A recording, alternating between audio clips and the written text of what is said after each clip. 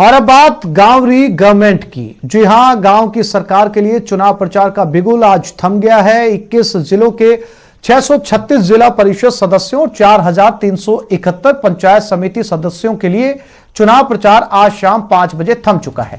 पहले चरण का मतदान 23 नवंबर को होगा। चुनाव प्रचार थमने के बाद प्रत्याशी घर घर जाकर मतदाताओं से संपर्क कर सकेंगे। प्रत्याशियों की ओर से सार्वजनिक सभा आयोजित करने पर पाबंदी रहेगी। चुनाव में नाम वापसी के बाद 1778 उम्मीदवार जिला परिषद सदस्यों के लिए और 12,663 उम्मीदवार पंचायत समिति सदस्यों के लिए चुनाव मैदान में रह गए हैं।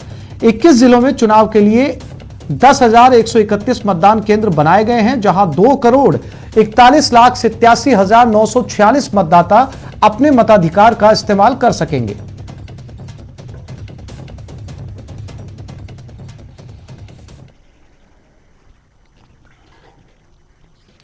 बीकानेर पंचायत चुनाव में कांग्रेस और बीजेपी ने अपनी पार्टी के कद्दावर नेताओं के बेटे बेटियों को मैदान में उतारकर मुकाबले को रोचक बना दिया है। पंचायत चुनाव में पद पाने की लगी होड़। बीजेपी से केंद्रीय मंत्री का बेटा मैदान में। कांग्रेस विधायक की पत्नी भी दे रही टक्कर। गांव की सरकार में परिवारवाद। गले में पार्टी का पट्टा लटकाए घर घर लोगों से जाकर वोट मांग रहे ये हैं रवि मेघवाल, जो बीजेपी नेता और केंद्रीय मंत्री अर्जुन मेघवाल के बेटे हैं। जिला परिषद सदस्य के लिए नामांकन करने के बाद रवि मेघवाल जनसंपर्क कर समर्थन मांगने में जुटे हैं। वहीं केंद्रीय मंत्री के बेटे को टिकट मिलने के बाद स्थानीय स्तर पर पार्टी में फूट की खबर आई, लेकिन रवि मेघवाल फूट से साफ इनकार कर रहे हैं। बिल्कुल कोई फूट नहीं है, किसी तरह की कोई फूट नहीं है। भारतीय जनता पार्टी एक है, एक ही जगह है। क्या कोई रणनीति रहेगी इस बार वोट बनाने की? बिल्कुल, हमने युवा सभी जातियों को साथ लेकर टिकटों का वितरण किया, युवाओं का भी किया, महिलाओं का भी किया, सभी का मिश्रण करते हुए टिकटों का वितरण किया है। और जैसे हमने नगर निगम में एक प्रयोग किया था, उसी प्रयोग का ये हिस्सा है जिला परिषद की। उसी के तहत हमने टिकटों का वितरण किया और मुझे पूरी उम्मीद नहीं बल्कि पूरी आशा है कि हम लगभग 20 से 21 सीटें जीतेंगे। इलाके में परिवारवाद करने का आरोप सिर्फ बीजेपी पर ही नहीं लग रहा, कांग्रेस पर भी कुछ ऐसे ही आरोप लग रहे हैं। कांग्रेस ने यहां रवि मेघवाल के मुकाबले विधायक गोविंद राम मेघवाल की पत्नी आशा देवी को टिकट देकर मुकाबले को रोचक बना दिया है और इस वजह से कांग्रेस पर भी परिवारवाद का आरोप लग रहा है। हालांकि जनसंपर्क अभियान के दौरान प्रत्याशी आशा देवी की तरफ से बोलते हुए उनकी बेटी सरिता ने परिवारवाद की बात से इनकार किया। परिवारवाद का तो मैं आपको नहीं कह सकती, क्योंकि देखिए ये हर चीज ग्राउंड पे जो धरातल की रिपोर्ट है उसके आधार पे होता है। आप जाके ग्राउंड पे आप कीजिए कि अगर आपको लगता है कि चाहे हम है चाहे रवि जी है, अगर हम लोग चुनाव में अगर जा रहे हैं तो गलत है, आप पब्लिक का फीडबैक लीजिए। कुल मिलाकर बीकानेर पंचायत चुनाव में एक तरफ बीजेपी जहां केंद्रीय मंत्री के सहारे बाजी मारने की फिराक में है, वहीं कांग्रेस भी विधायक पत्नी के सहारे मैदान में डटी हुई है। सतवीर सिंह राठौड़, न्यूज़ 18 बीकानेर। झुंझुनू में कोरोना ड्यूटी को लेकर शिक्षकों ने नाराजगी जताई है। ये सभी शिक्षक डीओ सेकेंडरी का घेराव करने पहुंचे, लेकिन वहां पर डीओ अमर सिंह मौजूद नहीं रहे। इस प्रोटेस्ट में ज्यादातर महिलाएं हैं। आरोप है कि 10 अक्टूबर से लगातार एक ही बूथ पर ड्यूटी लगाई जा रही है और कई त्योहार भी बीत गए। साथ ही कहा कि इनमें से कई बूथ शराब के ठेके के पास है और कई बूथों पर सुविधा तक मुहैया नहीं है। आपको बता दें कि डीओ अमर सिंह के नहीं मिलने पर तमाम शिक्षकों ने अपना दर्द एडीईओ सेकेंडरी महेश सिलायच को सुनाई। महेश ने शिक्षकों को बताया कि वे कई बार शिक्षकों की पीड़ा को ऊपर तक पहुंचा चुके हैं, लेकिन कोई समाधान नहीं हो रहा।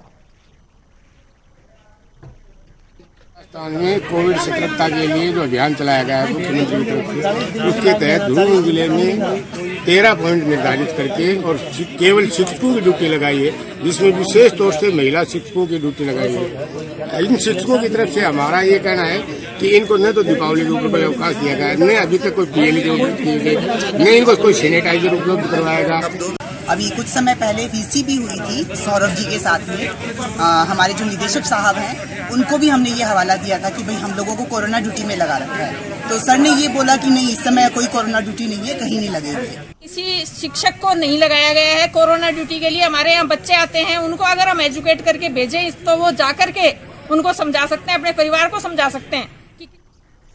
और अब आज शहर रफ्तार के कहर की, जहां सवाई माधोपुर में एक दर्दनाक हादसा हुआ, जहां एक युवक ट्रेन की चपेट में आने के बाद युवक की मौत हो गई। वहीं भरतपुर में 2 बाइकों की टक्कर हो गई, जबकि सीकर में ट्रॉली और बस की टक्कर हो गई। टोंक में बस और जेसीबी की भिड़ंत हुई। स्क्रीन पर 4 तस्वीरें आप देख सकते हैं। सवाई माधोपुर में ट्रेन की चपेट में एक युवक आया, भरतपुर में 2 बाइकों की टक्कर हुई, सीकर में ट्रॉली बस की टक्कर, टोंक में बस जेसीबी की भिड़ंत।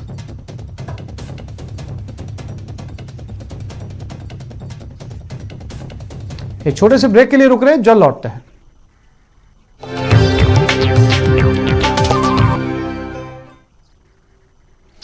जयपुर मेट्रो में सवारी के दौरान आप देश के साथ ही राजस्थान की संस्कृति से रूबरू हो सकेंगे। राजधानी के जयपुर की छोटी चौपड़ मेट्रो स्टेशन पर 8 गैलरी शुरू कर दी गई है। पर्यटन सीजन को देखते हुए लंबे इंतजार के बाद इस गैलरी को आमजन के लिए खोल दिया गया है। इस विश्व स्तरीय 8 गैलरी में देश विदेश से आने वाले सैलानी राजस्थान की प्राचीन मूर्तिकला, रागमाला पेंटिंग और प्राचीन सांस्कृतिक धरोहर से रूबरू हो सकेंगे और इतिहास की जानकारी ले सकेंगे। 8 गैलरी का एक्सक्लूसिव जायजा लिया हमारे संवाददाता लवली वधवा ने।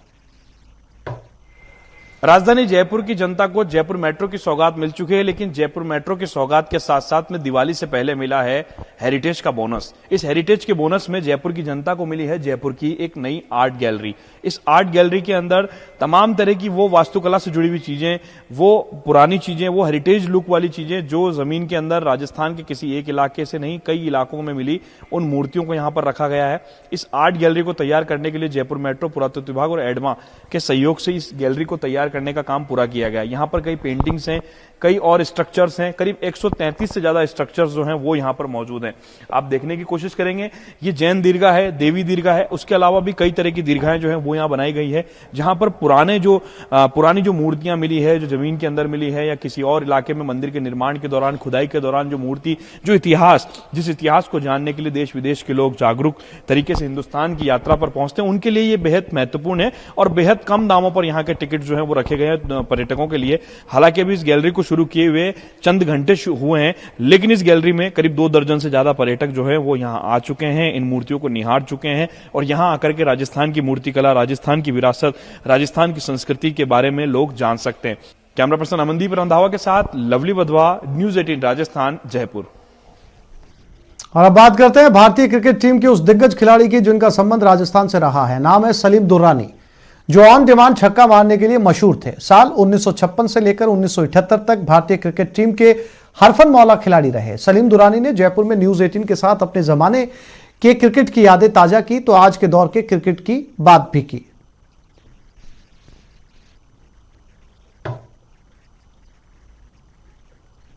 क्रिकेट तो एक ऐसा खेल है जिससे काफ़ी भाईचारा बढ़ता है, काफ़ी लोग एक दूसरों से मिलते हैं, विचार विमर्श करते हैं, सब कुछ। लेकिन मेरे लिए क्रिकेट एक कोई ख़ास चीज़ रही है। मेरे अब्बा भी क्रिकेटर थे और मेरे दादा अब्बा, हम लोग दरअसल काबुल के रहने वाले हैं और काबुल से कराची आ गए और कराची से फिर क्रिकेट हमको यहाँ ले आया भारत में, जहाँ से मैं क्रिकेट खेला हूँ। आप सब जानते हैं, किसी अच्छे आदमी ने कहा है ना कि अगर स्वर्ग में जाना है तो खुद मर, तो स्वर्ग मिलेगा।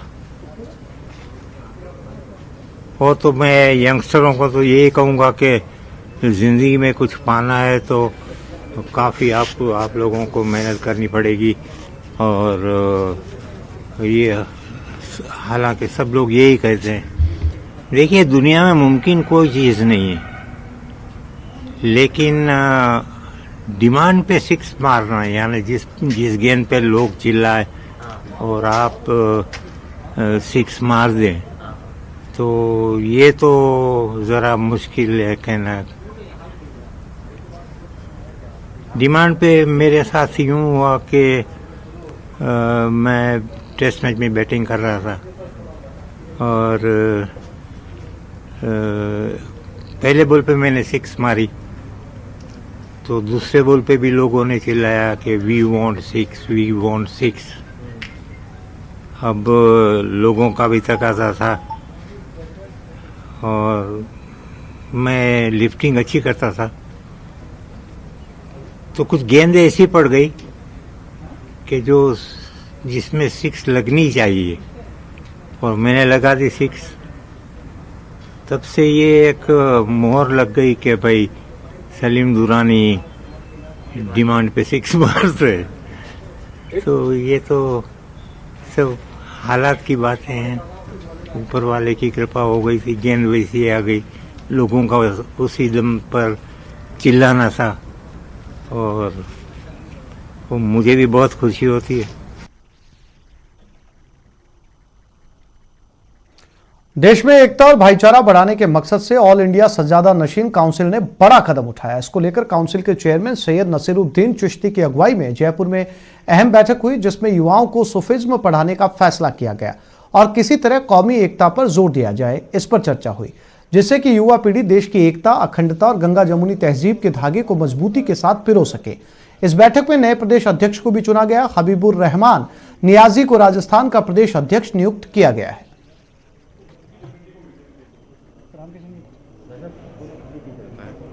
और हमारे मुल्क की गंगो जमनी तहजीब ये कायम रहे, तो सूफी संतों का सही संदेश आम पब्लिक तक पहुँचे, इस्लाम की सही तस्वीर आम पब्लिक तक पहुँचे। इस्लाम सिर्फ मोहब्बत की बात करता है, सूफ़ी भी मोहब्बत की बात करते हैं इस्लाम को फॉलो करते हुए। मोहब्बत सबके लिए, नफ़रत किसी के लिए नहीं। तो हमारा मकसद ये है कि तमाम दरगाहें से जुड़ें और दरगाहों के जो हेड कहलाते हैं, इनको सज्जादा नशीन कहते हैं, वो अपने मठों से बाहर आएँ और इन सूफ़ी संतों के संदेश को घर घर पहुँचाएँ। क्योंकि आज का जो दौर हम मुल्क में देख रहे हैं, हालात, इस मुल्क में जो नफ़रत का माहौल पैदा किया जा रहा है। इंडिया लेवल पे तो ऐसी तंजीमें बहुत बनी हैं, आपने देखा होगा तमाम। तो इस बुलेटिन में फिलहाल इतना ही। नमस्कार।